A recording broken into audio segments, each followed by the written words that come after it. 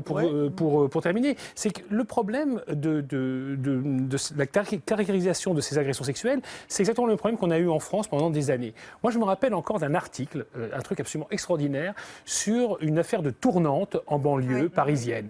Et tous les noms avaient été changés, ce qu'on fait régulièrement, parce qu'on n'a pas encore, les personnes qui ont pratiqué la tournante n'ont pas encore été identifiées. Et c'était tous des Alain, des Frédéric, des Marcel, des Maurice. Sauf qu'en réalité, c'était des Mohamed, des Ahmed, etc. Et la presse, bien pensante, les bobos parisiens, disent « Ah, quand même, si on les caractérise... » Sauf que les lecteurs, les gens qui connaissent l'histoire et la réalité, savaient très bien ce qui se passait. Donc on cache, mais nous-mêmes, c'est pas les Allemands, en permanence, c'est un élément qu'on ne donne pas. Aux États-Unis, on n'a pas... Pourquoi on le donne pas? Parce qu'on a peur de déclencher le racisme. Je pense. On parlait du peuple tout à l'heure, on ne le donne pas pour éviter au populisme de se réveiller, parce qu'on sait très bien... Donc on est dans une équation politiquement correcte d'un côté, populisme de l'autre. En ne le donnant pas, on l'alimente. Mais c'est pas nouveau, je veux dire.